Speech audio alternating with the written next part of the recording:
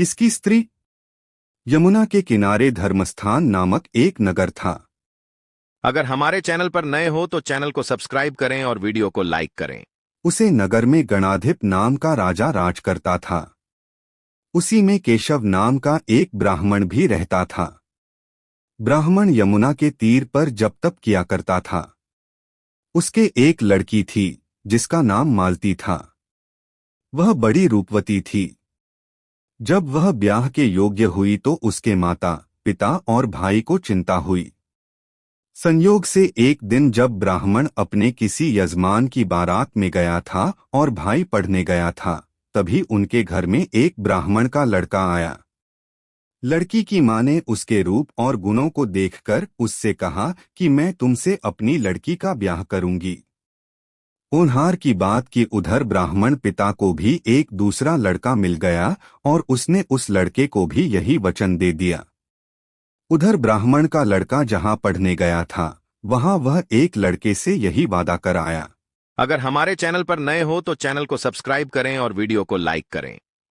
कुछ समय बाद बाप बेटे घर में इकट्ठे हुए तो देखते क्या है कि वहां एक तीसरा लड़का और मौजूद है। दो उनके साथ आए थे। अब क्या हो? ब्राह्मण, उसका लड़का और ब्राह्मणी बड़े सोच में पड़े।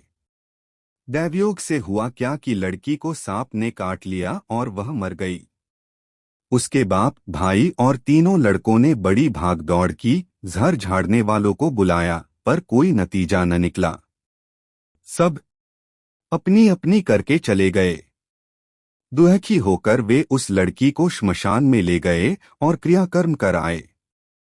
तीनों लड़कों में से एक ने तो उसकी हड्डियां चुन लीं और फकीर बनकर जंगल में चला गया। दूसरे ने राख की गठरी बांधी और वहीं झोपड़ी डालकर रहने लगा।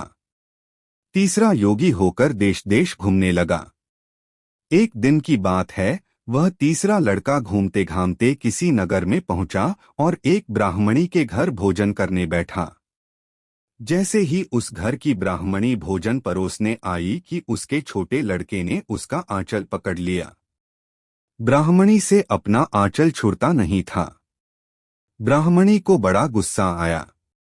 उसने अपने लड़के को झिड़का, मारा पीटा, फिर भी वह न माना तो ब्राह्मणी ने उसे उठाकर जलते चूल्हे में पटक दिया। लड़का जलकर राख हो गया। ब्राह्मण बिना भोजन किए ही उठ खड़ा हुआ। घर वालों ने बहुतेरा कहा, पर वह भोजन करने के लिए राजी न हुआ।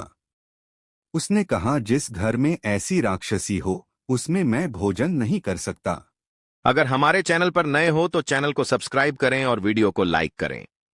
इतना सुनकर वह आदमी भीतर गया और संजीवनी विद्या की पोथी लाकर एक मंत्र पढ़ा। जलकर राख हो चुका लड़का फिर से जीवित हो गया। यह देखकर ब्राह्मण सोचने लगा कि अगर यह पोथी मेरे हाथ पड़ जाए तो मैं भी उस लड़की को फिर से जिला सकता हूं। इसके बाद उसने भोजन किया और वहीं ठहर गया। जब रात को सब खा पी कर सो गए तो वह ब्राह्मण चुपचाप वह पोथी लेकर चल दिया। जिस स्थान पर उस लड़की को जलाया गया था वहां जाकर उसने देखा कि दूसरे लड़के वहां बैठे बातें कर रहे हैं।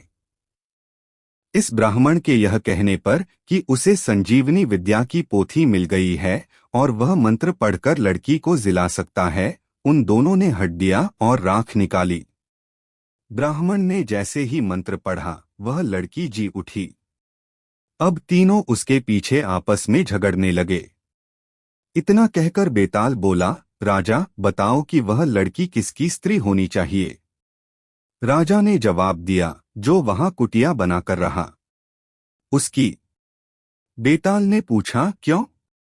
राजा बोला, जिसने हड्डियां रखीं वह तो उसके बेटे के बराबर हुआ। जिसने विद्या सीखकर जीवनदान दिया वह बाप के बराबर हुआ। जो राख लेकर रमा रहा वही उसकी हकदार है। राजा का यह जवाब सुनकर बेताल फिर पेड़ पर जा लटका। राजा को फिर लौटना पड़ा और जब वह उसे लेकर चला तो बेताल ने तीसरी कहानी सुनाई। अगर हमारे चैनल पर नए हो तो चैनल को सब्सक्राइब करें और वीडियो को लाइक करें।